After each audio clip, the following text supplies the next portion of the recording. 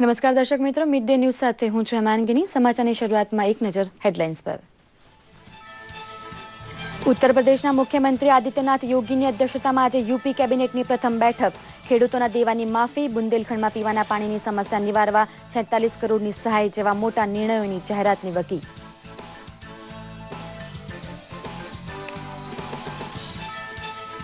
ગઈકાલે યોજાયેલી ઉચ્ચ સ્તરીય અધિકારીઓ સાથે બેઠકો બાદ ઉત્તર પ્રદેશના મુખ્યમંત્રીએ રાજ્યની 45,000 પ્રાથમિક શાળામાં વીજળી ઉપલબ્ધ કરાવવાનો આપ્યો આદેશ।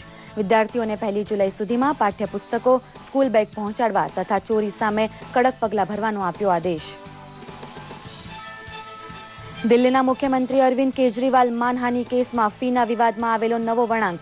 કેજરીવાલના વકીલ રામ જેઠમલાણીએ જણાવ્યું કે ₹3 કરોડ 20 લાખની ફી દિલ્હી સરકારે ચૂકવવી જોઈએ।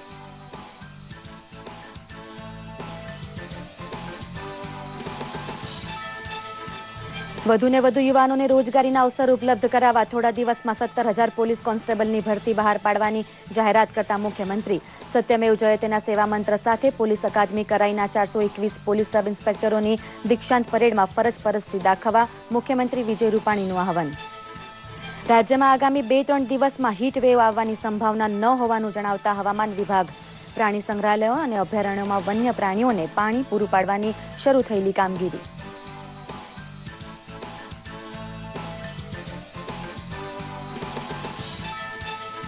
જાણીતા શાસ્ત્રીય ગાયિકા કિશોરી આમોનકરનું મુંબઈમાં થયું અવસાન। 84 વર્ષીય ગાયિકાના કલાના ક્ષેત્રમાં યોગદાન બદલ ભારત સરકારે પદ્મભૂષણ અને પદ્મવિભૂષણથી કર્યા હતા સન્માનિત।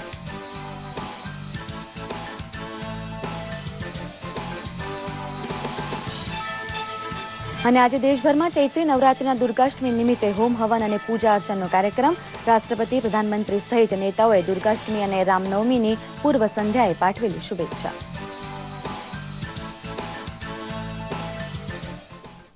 સમાચાર વિસ્તારથી જોઈએ। ઉત્તર પ્રદેશના મુખ્યમંત્રી આદિત્યનાથ યોગીની અધ્યક્ષતામાં આજે યુપી કેબિનેટની પ્રથમ બેઠક યોજાશે। આ બેઠકમાં ખેડૂતોને મોટી રાહત આપવા સાથે મોટા નિર્ણયોની જાહેરાત થઈ શકે છે। રાજ્યમાં 2 કરોડથી વધુ નાના તેમજ સીમાંત ખેડૂતો છે। તેઓ પર વિવિધ બેંકોની 62,000 કરોડથી વધુ કૃષિ લોન છે। ચૂંટણી પ્રચાર દરમિયાન ભાજપે વચન આપ્યું હતું કે પ્રથમ કેબિનેટમાં ખેડૂતોનું દેવું માફ થશે। આજે યુપી સરકારની પ્રથમ બેઠક મળનાર છે। માનવામાં આવે છે કે આ બેઠકમાં ભાજપ સરકાર ખેડૂતોના દેવા માફ સહિત મોટા નિર્ણયો જાહેર કરી શકે છે। ભાજપે તેમના સંકલ્પ પત્રમાં બુંદેલખંડનો વિકાસ કરવા અને ત્યાંની સમસ્યા દૂર કરવાનું વચન આપ્યું હતું। યોગી સરકારે આ માટે અમલીકરણ શરૂ કર્યું છે। મુખ્યમંત્રી બુંદેલખંડમાં પીવાનું પાણી ઉપલબ્ધ કરાવવા 46 કરોડની રકમ મંજૂર કરી છે। જરૂરિયાત પ્રમાણે આ રકમમાં વધારો કરાશે। प्रधानमंत्री जी ने चुनाव से पहले इसकी घोषणा की थी कि जो दुखद स्थिति नेचुरल कैलेमिटी के कारण से सीमांत किसान जो छोटे कृषक हैं उनकी हुई थी, उनके जो बैंक के ऋण हैं उनको माफ करेंगे। भारतीय जनता पार्टी की सरकार बनी और मुझे वित्त मंत्री का पद दिया गया। हम लोगों ने पूरी योजना के तहत मैंने इसको प्लान किया है। कल उसकी सारी विस्तृत रूपरेखा में कैबिनेट के सामने रखूंगा। उनके अप्रूवल के बाद उसका एग्जीक्यूशन शुरू कर देंगे। લખનૌમાં આજની પ્રથમ કેબિનેટ પહેલા મુખ્યમંત્રી આદિત્યનાથ યોગીએ ગઈકાલે અધિકારીઓ સાથે ઉચ્ચ સ્તરીય બેઠક કરી હતી। મુખ્યમંત્રીએ રાજ્યમાં 45,000 પ્રાથમિક શાળામાં વીજળી ઉપલબ્ધ કરાવવાનો આદેશ આપ્યો છે। પ્રાથમિક શાળાના વિદ્યાર્થીઓને 1 જુલાઈ સુધીમાં પાઠ્યપુસ્તકો અને સ્કૂલ બેગ અપાશે। તેમણે આદેશ બહાર પાડ્યો છે કે પરીક્ષામાં ચોરી સામે કડક પગલાઓ લેવામાં આવશે। તેમણે ચોરી થતા કેન્દ્રોને બ્લેક લિસ્ટ કરવા અને તેમની સામે FIR દાખલ કરવા પણ કહ્યું છે। મુખ્યમંત્રીએ શિક્ષકોની હાજરીને બાયોમેટ્રિક રીતે નિશ્ચિત કરવા અને કોર્સ 200 દિવસમાં પૂરો કરવા જણાવ્યું છે। સરકાર પ્રાથમિક શિક્ષકોની ભરતી માટે પ્રાથમિક શિક્ષણ પસંદગી બોર્ડની રચના કરશે। મુખ્યમંત્રીએ ખાનગી શાળાની ફી સુનિશ્ચિત કરવા દિશા નિર્દેશ તૈયાર કરવા આદેશ પણ આપ્યો છે। પાકિસ્તાની સેનાએ ફરી એકવાર સંઘર્ષ વિરામનું ઉલ્લંઘન કર્યું છે। આજે સવારે 11 વાગ્યાથી રાજૌરી સેક્ટરમાં નિયંત્રણ રેખા ઉપર નાના હથિયારથી ગોળીબારી કરવામાં આવી રહી છે। પાકિસ્તાન દ્વારા હાલમાં મોર્ટાર ફાયરિંગ શરૂ કરવામાં આવ્યું છે। ભારતીય સૈનિકો તેનો જોરદાર જવાબ આપી રહ્યા છે। આ બનાવથી સરહદ ઉપર તણાવનું વાતાવરણ ઊભું થયું છે। સરહદ નજીક હુમલાથી મુશ્કેલીઓ પડી રહી છે. પ્રધાનમંત્રીએ રવિવારે જ્યારે ટનલ દેશને સમર્પિત કરી રહ્યા હતા ત્યારે તેમણે સીમા પર શાંતિ જાળવવા સંદેશ આપ્યો હતો, પરંતુ તરત જ પાકિસ્તાન તરફથી સતત 2 દિવસથી હુમલો કરવામાં આવી રહ્યો છે. દિલ્હીના મુખ્યમંત્રી અરવિંદ કેજરીવાલ માનહાનિ કેસમાં ફીના વિવાદમાં નવો વળાંક આવ્યો છે. કેજરીવાલના વકીલ રામ જેઠમલાણીએ કહ્યું હતું કે અરવિંદ કેજરીવાલે 3 કરોડ 20 લાખની ફી ચૂકવવામાં અસમર્થ છે, તો હું તેમની સાથે ગરીબના વકીલની રીતે વર્તન કરીશ. અંતરે ઉલ્લેખનીય છે કે કેજરીવાલના બિલની ચૂકવણી ઉપરાજ્યપાલ પાસે વિચારણા હેઠળ છે. સોમનાથ ભાવનગર વચ્ચે 630 કરોડ રૂપિયાના ખર્ચે બંધાનાર 4 લેન હાઈવેના પહેલા તબક્કાનો કાર્યપ્રારંભ થયો હતો. કેન્દ્રીય મંત્રી મનસુખ માંડવિયાએ વેરાવળ પહોંચી ઉના કોડીનાર વચ્ચેના પ્રથમ તબક્કાનું બાંધકામ શરૂ કરાવ્યું ત્યારે સોમનાથ પંથકના તમામ ધારાસભ્યો હાજર રહ્યા હતા. દરિયાકાંઠે પાકી સડક બાંધી નાના બંદરો ઉપર માલસામાન પહોંચાડવાની સગવડ ઊભી કરવા પાછળનું આર્થિક ગણિત સમજાવતા શ્રી માંડવિયાએ સાગરમાલા પ્રોજેક્ટની પણ વાત કરી હતી. આગામી 2 વર્ષમાં 1600 કિલોમીટર લાંબા દરિયા કિનારે સિમેન્ટ કોન્ક્રીટનો ધોરીમાર્ગ બાંધવાનું કામ પૂરું થઈ જશે તેવો આત્મવિશ્વાસ તેમણે વ્યક્ત કર્યો હતો.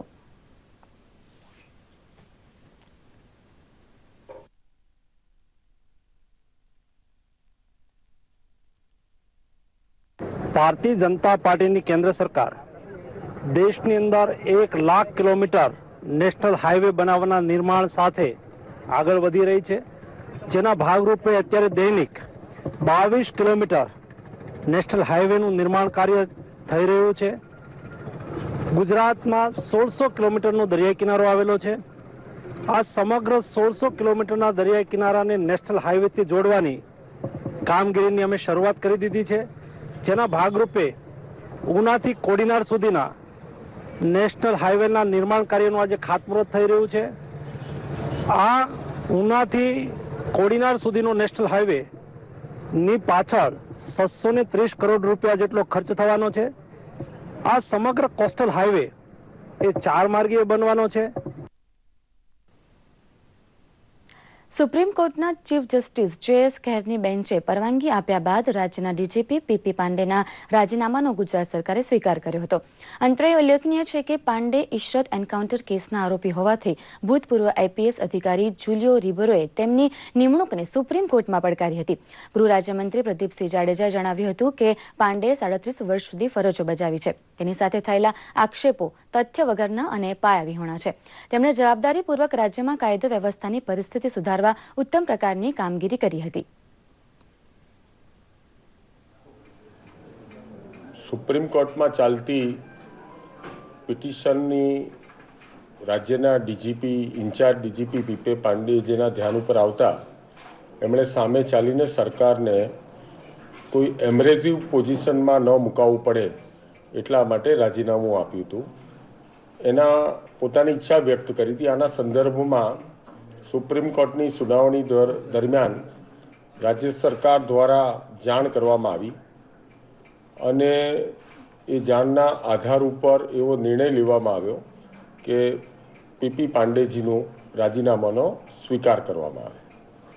સુપ્રીમ કોર્ટે જે કહેવામાં આવ્યું છે એ પ્રમાણે ઇમિડિયેટ ઇફેક્ટથી એટલે એમના રાજીનામાની પ્રક્રિયા હવે હાથ ઉપર ધરવામાં આવશે. એમના રાજીનામું મળ્યા બાદ સરકાર તાત્કાલિક એની શું વૈકલ્પિક વ્યવસ્થા કરવી એ અંગેનો નિર્ણય કરશે. ગાંધીનગર નજીક કરાઈ ખાતે આવેલી પોલીસ અકાદમીમાં 421 પોલીસ સબ ઇન્સ્પેક્ટરની તાલીમ પૂરી થતા દીક્ષાંત સમારંભ સાથે પાસિંગ આઉટ પરેડ યોજાઈ ગઈ. નોકરીના અવસર વધુને વધુ યુવાનોને ઉપલબ્ધ કરાવવા માટે થોડા દિવસમાં 17,000 પોલીસ કોન્સ્ટેબલની ભરતી બહાર પાડવાની જાહેરાત મુખ્યમંત્રી વિજય રૂપાણીએ કરી હતી. પોલીસ દળમાં મહિલાઓનું પ્રમાણ વધારવાની નીતિનો અમલ ચાલુ રાખવાની પણ વાત તેમણે કરી હતી. પોલીસ બેડામાં સ્થાન પામનાર યુવા અધિકારીઓનો ઉત્સાહ વધારવા માટે મુખ્યમંત્રી વિજય રૂપાણી આ કાર્યક્રમમાં દીક્ષાંત અતિથિ તરીકે હાજર રહ્યા હતા અને જનમાનસમાં પોલીસની છબી ઉત્તરોત્તર સુધરે તેવી રીતે નોકરી કરવાની તેમણે શીખ આપી હતી. ઉપરાંત સત્યમેવ જયતેના સેવા મંત્ર સાથે ફરજ પરસ્તી દાખવવાનું આહવાન પણ તેમણે કર્યું હતું. આવનારા દિવસોમાં લોકોને પૂરતી સુરક્ષા મળી રહે એ સરકારનો નિર્ધાર છે અને 17,000 કોન્સ્ટેબલની ભરતી પણ એ આવતા અઠવાડિયામાં જ અમે લોકો પ્લેસમેન્ટ ઓર્ડર આપી દેવાના છીએ પછી એમની 6 મહિનાની ટ્રેનિંગ થશે અને ત્યાર પછી એ બધા લોકો ફિલ્ડમાં આવશે. એટલે પોલીસ દળમાં ઘણા વખતથી ઓછી સંખ્યા હોવાને કારણે જે તકલીફ પડતી હતી એમાંથી ગુજરાત બહાર નીકળશે. 30% મહિલાઓની પોલીસમાં ભરતીથી બહેનોમાં પણ એક સુરક્ષાનો વ્યાપ વધ્યો છે. સાથે સાથે હવામાન વિભાગની આગાહી જણાવે છે કે આગામી 2 થી 3 દિવસ દરમિયાન રાજ્યમાં કોઈપણ પ્રદેશમાં હીટવેવ આવવાની સંભાવના નથી. અરબી સમુદ્ર પરના દક્ષિણ પશ્ચિમ પવનની દિશાને કારણે રાજ્યના તાપમાનમાં ઘટાડો થશે, જેના લીધે ભારે ગરમી પડવાની શક્યતા નથી, તેમ હવામાન વિભાગના નિયામક જયંતા સરકારે જણાવ્યું હતું.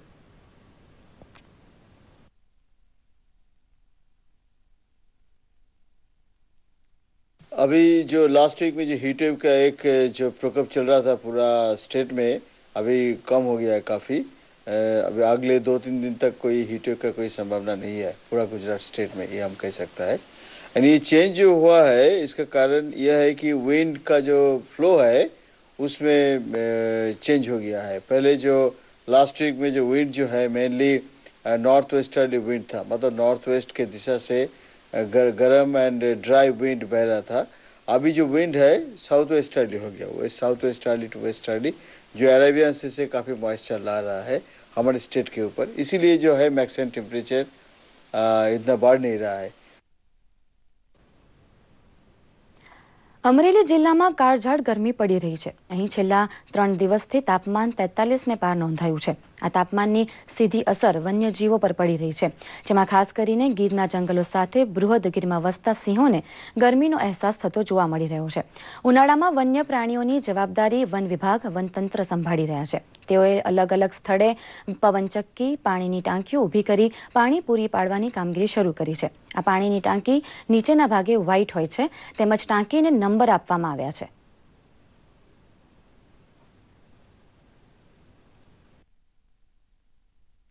ગરમીની બૃહદગીર અમરેલી વિસ્તારમાં ગરમી શરૂ થાય એ પહેલા જ તમામ પાણીના વન્ય પ્રાણીને પીવા માટે જરૂરી પોઈન્ટ ઊભા કરવામાં આવેલા છે. 30 ઉપરાંત એ બધા ભરવાના શરૂ કરી દીધા છે અને જ્યાં ટેન્કર ના પહોંચી શકે ત્યાં પવનચક્કીઓ લગાડવામાં આવી છે અને મોટાભાગમાં ટેન્કરથી પાણી ભરવામાં આવે છે.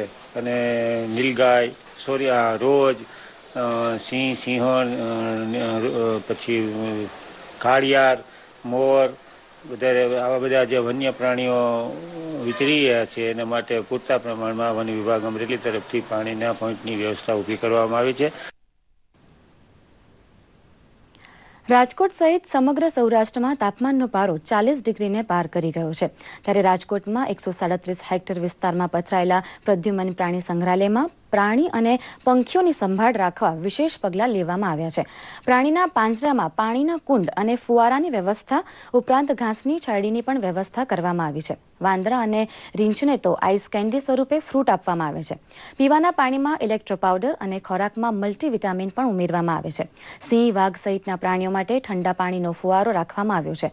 ઉપરાંત પાંજરા આસપાસ એન્ક્લોઝર અને વૃક્ષોનું કવચ તો હોય જ છે. એ પણ વધતી જાય છે. એટલે સહેલાણીઓની ફેસિલિટી માટે જે વ્યુઇંગ ગેલેરી જે છે, જે જોવા માટેનો જે ફૂટપાથ છે, એ ફૂટપાથની અંદર પણ શેડ બનાવી અને મુલાકાતીઓ આરામથી વન્ય પ્રાણીઓ જોઈ શકે તે માટેની પણ વ્યવસ્થા કરવામાં આવેલ છે. આ ઉપરાંત મુલાકાતીઓ માટે ઠંડા પાણીના પરબ જે છે, પાર્કના જે જુદા જુદા વિસ્તારની અંદર 7 જગ્યા ઉપર જુદી જુદી જગ્યાએ ઠંડા પાણીના પીવાની પણ વ્યવસ્થા કરવામાં આવેલ છે.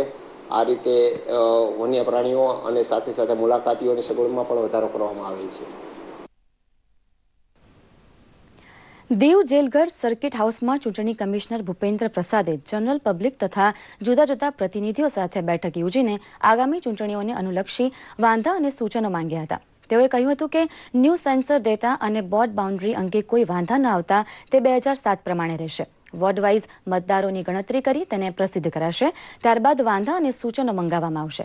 જૂન પહેલા મતદાર યાદી તૈયાર કરાશે. ત્યારબાદ ચૂંટણીની તારીખ નક્કી કરાશે. આ વખતે વોર્ડમાં કોઈ પરિવર્તન નથી. काउंसिल को कॉन्स्टिट्यूट करना है और उसके लिए इलेक्शन हो जानी चाहिए 4 जुलाई तक. तो उसके लिए जो करने हैं प्रेपरेटरी स्टेप्स जो लेनी है, उसमें पहले तो डिलिमिटेशन की बात थी कि वार्ड्स में कुछ परिवर्तन आएगा कि नहीं, उसमें कोई सबने कहा कि इसमें कोई परिवर्तन की जरूरत नहीं है। ये पब्लिक से भी कोई सजेशन नहीं आया, कोई ऑब्जेक्शन नहीं आए। तो अब और रेजोल्यूशन जो डीएमसी ने पास किया था वो इसी के साथ था कि परिवर्तन नहीं आना चाहिए। वो इससे खुश थे, एग्जिस्टिंग वार्ड से और एग्जिस्टिंग नंबर ऑफ सीट से, तो वही रहेगा। अब पर मौका जरूर दिया गया था पब्लिक को कि जब वो चेंज मांगते हैं तो वो हमें बता दें।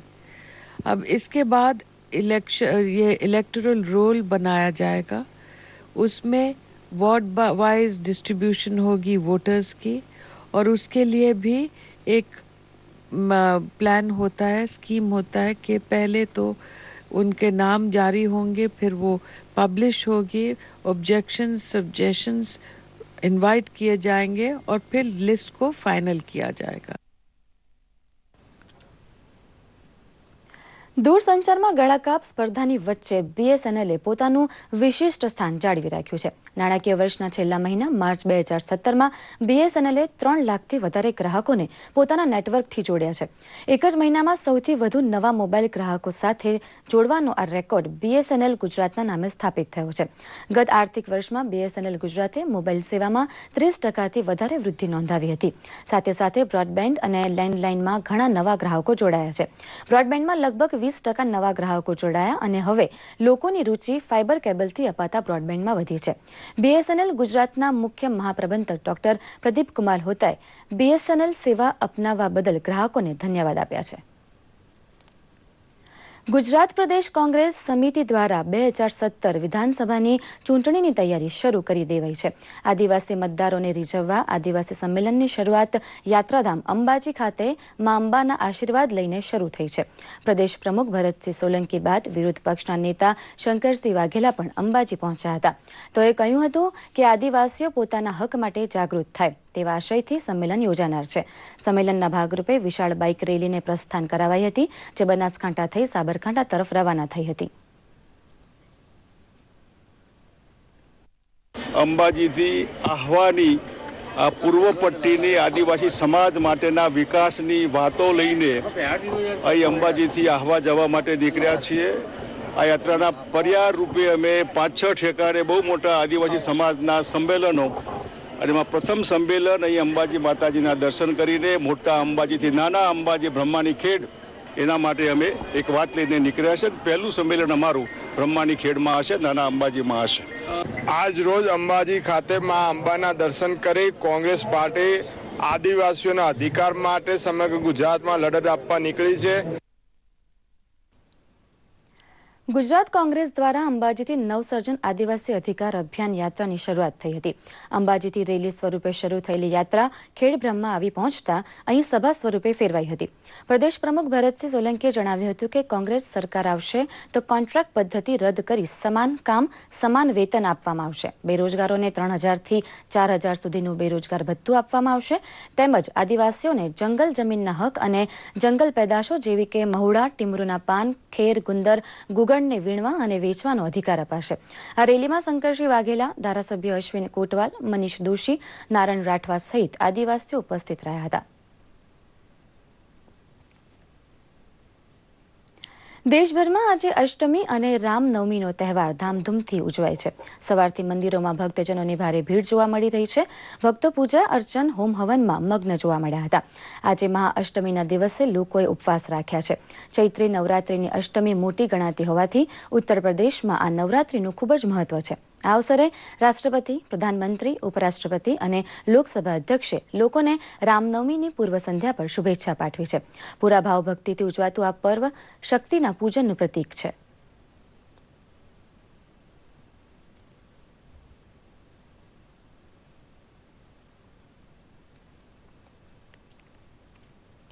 જાણીતા શાસ્ત્રીય ગાયિકા કિશોરી આમોનકરનું મુંબઈમાં અવસાન થયું છે। તેઓ 84 વર્ષના હતા। તેઓ છેલ્લા થોડા સમયથી બીમાર હતા। ખ્યાલ ઠુમરી અને ભજન ગાયિકામાં દુનિયાભરમાં સંગીત રસિકોના દિલોમાં સ્થાન મેળવનાર કિશોરી આમોનકરનો વાસ્તો સંગીતના જયપુર અટ્રોલી ઘરાનાથી થયો છે। કિશોરી આમોનકરે તેમનું સમગ્ર જીવન સંગીતના નામે સમર્પિત કર્યું હતું। જો કે તેમની રુચિ ફિલ્મ સંગીતમાં પણ હતી. 1964માં આવેલ ફિલ્મ ગીત ગાયા પથ્થરોનું ટાઇટલ સોંગ તેમણે ગાયું હતું. બાદમાં 1990માં આવેલ ફિલ્મ દ્રષ્ટિમાં તેમણે ગીત ગાયું હતું. આમોનકરનો જન્મ 10 એપ્રિલ 1932માં થયો હતો. કલાના ક્ષેત્રમાં યોગદાન માટે તેમને 1987માં પદ્મભૂષણ અને 2002માં પદ્મ વિભૂષણથી સન્માનિત કરાયા હતા. આજે સોશિયલ મીડિયામાં શાસ્ત્રીય ગાયિકાના નિધન અંગે પીએમનું ટ્વીટ, અમિત શાહે ઉજ્જવલા યોજના અંગે કરેલી ટ્વીટ, ફ્રાન્સનો પતંગ મહોત્સવ અને અભિનેત્રી દીપિકા પાદુકોણે ઋષિકેશમાં કરેલી ગંગા આરતીનો વિડીયો ખૂબ ચર્ચામાં છે. જોઈએ આ રિપોર્ટ.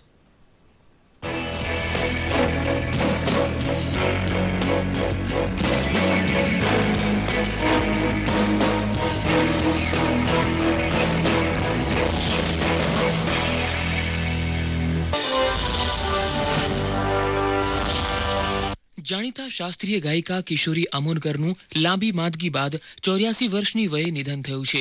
પ્રધાનમંત્રી નરેન્દ્ર મોદીએ ટ્વિટર પર ટ્વીટ કરી કિશોરી અમોનકરના નિધન પર દુઃખ વ્યક્ત કર્યું છે. પીએમએ લખ્યું છે કે ગાયિકાના નિધનથી ભારતીય શાસ્ત્રીય સંગીત ક્ષેત્રને ન પૂરી શકાય તેવી ખોટ પડી છે. તેમણે જીવનમાં કરેલા કાર્યો હંમેશા લોકોમાં લોકપ્રિય બની રહેશે. પીએમએ કિશોરી અમોનકરનો એક વિડીયો પણ પોસ્ટ કર્યો છે, જેમાં તેઓ શાસ્ત્રીય સંગીત સાથે ગાયન કરતા જોવા મળે છે. પીએમની આ ટ્વીટને ખૂબ લાઇક મળી રહી છે.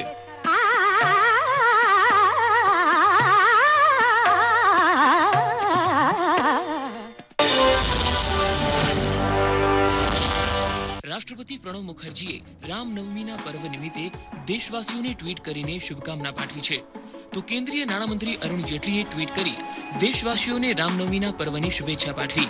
તો ભાજપના રાષ્ટ્રીય અધ્યક્ષ અમિત શાહે પ્રધાનમંત્રી ઉજ્જવલા યોજના અંતર્ગત માત્ર 11 મહિનામાં 2 કરોડ પરિવારોને ગેસ સિલિન્ડર આપીને તેમના જીવનમાંથી ધુમાડાને દૂર કરવા બદલ પ્રધાનમંત્રીનો આભાર વ્યક્ત કર્યો છે. તો ઉજ્જવલા યોજના અંગે પ્રધાનમંત્રીએ કરેલી ટ્વીટને પણ ગુજરાતના સીએમ કાર્યાલયે રીટ્વીટ કરી છે. સાથે જ અમિત શાહે આજે દુર્ગાષ્ટમીના પર્વની દેશવાસીઓને શુભેચ્છા આપતી ટ્વીટ કરી છે. વડોદરાના સફાઈ કામદારો પ્રત્યે ગુજરાત સરકારની સંવેદનશીલતાનો પરિચય વડોદરા વાસીઓને થયો હતો. જેમાં ડિસેમ્બર 2016માં નક્ષત્ર પાર્ટી પ્લોટમાં આવેલ ખાડકુવામાં સફાઈ કરવા ઉતરેલા 3 કર્મચારીઓના મોત નીપજ્યા હતા. જેથી ગુજરાત સરકારના અનુસૂચિત જાતિ કલ્યાણ વિભાગ દ્વારા ત્રણેય પરિવારને 4,12,000ના ચેકનું વિતરણ કરાયું હતું. ગુજરાત સરકારના પ્રતિનિધિ તરીકે સાંસદ રંજનબેન ભટ્ટ, મેયર ભરત ડાંગર, ધારાસભ્ય મનીષાબેન વકીલ સહિત કોર્પોરેટરોએ મૃત્યુ પામનાર પરિવારના ઘરે જઈને સહાય ચેક ચૂકવ્યો હતો. પરિવારજનોએ સરકારનો આભાર માન્યો હતો. સરકારે નક્ષત્ર પાર્ટી પ્લોટના સંચાલકો સામે પોલીસ ફરિયાદ પણ કરી છે.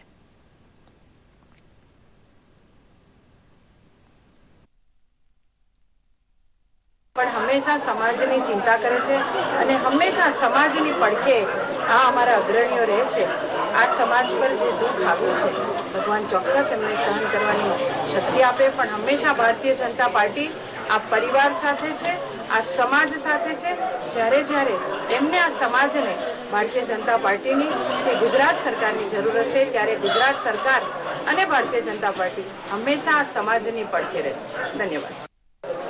પરિવારજનોને આર્થિક મદદ એટલા માટે કરવામાં આવતી હોય છે કે એનું જીવન ભરણપોષણ એમાંથી કરી શકે. વ્યક્તિને કોઈ વ્યક્તિ પાછું લાવી શકતું નથી, જનારને કોઈ રોકી શકતું નથી. એવા સમયે સરકાર સંવેદનશીલ હોય એનું ઉત્તમ ઉદાહરણ આ ઘટનામાં થયું છે. એમના પરિવારજનોની ચિંતા કરીને સરકારે દર મહિને 500 રૂપિયાનું પેન્શન પણ શરૂ કર્યું છે. જામનગર શહેરના શ્રી 505 ગુગડી બ્રાહ્મણ જ્ઞાતિ દ્વારા રક્તદાન કેમ્પનું આયોજન કરવામાં આવ્યું હતું. થેલેસેમિયાના દર્દીઓને વારંવાર રક્ત બદલાવવું પડતું હોવાથી તેમને મદદરૂપ થવાના શુભ આશયથી રક્તદાન કેમ્પનું આયોજન કરવામાં આવ્યું હતું. આ રક્તદાન કેમ્પમાં ગુગડી બ્રાહ્મણ જ્ઞાતિના યુવાનો, મહિલાઓ અને પુરુષોએ બહોળી સંખ્યામાં ભાગ લઈ રક્તદાન કેમ્પને સફળ બનાવ્યો હતો.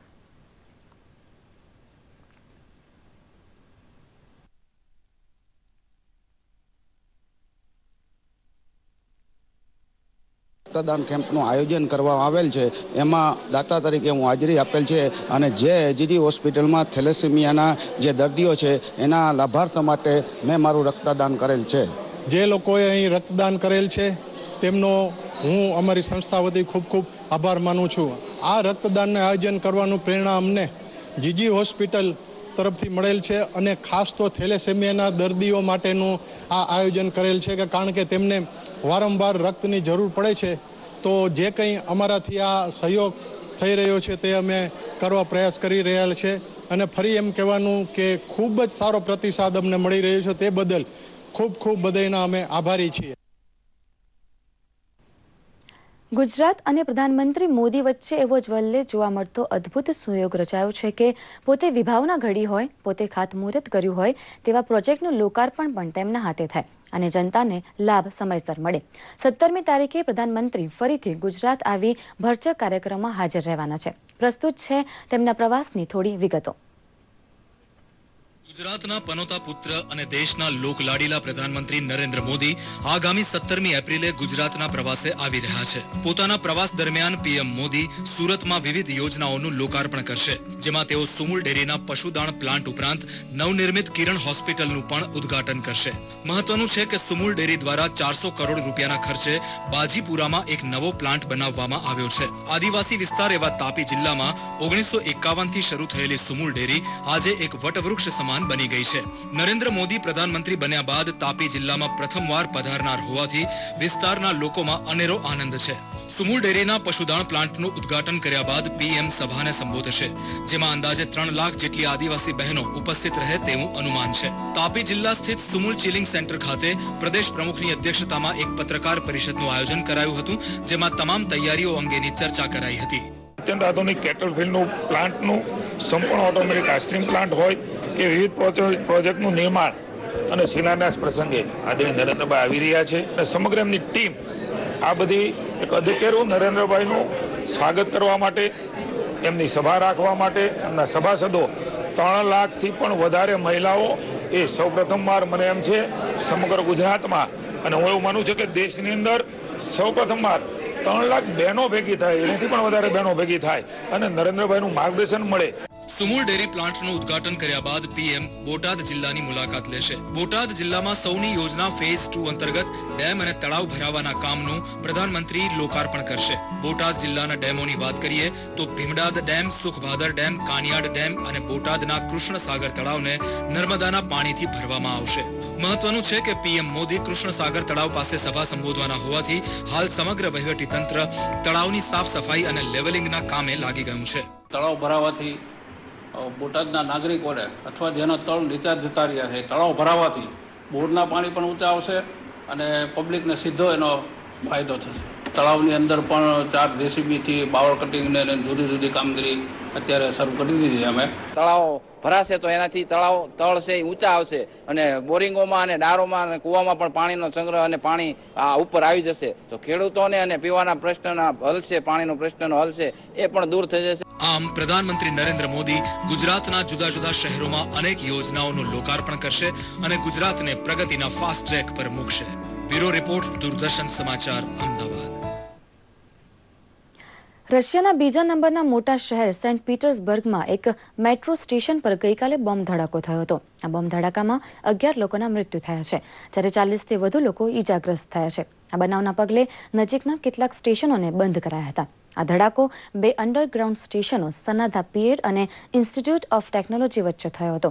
રાષ્ટ્રપતિ વ્લાદિમીર પુતિને ધડાકામાં માર્યા ગયેલા લોકોના પરિવાર પ્રત્યે શોક સંવેદના વ્યક્ત કરી હતી. તેમણે કહ્યું કે આ ધડાકા પાછળ આતંકી હુમલા સહિત તમામ સંભવિત કારણોને ધ્યાનમાં રાખીને તપાસ કરાશે. પ્રધાનમંત્રી નરેન્દ્ર મોદી સહિત વિવિધ દેશના નેતાઓએ હુમલાની નિંદા કરી છે. આ સાથે જ આ બુલેટિન અહીં સમાપ્ત થાય છે. નમસ્કાર.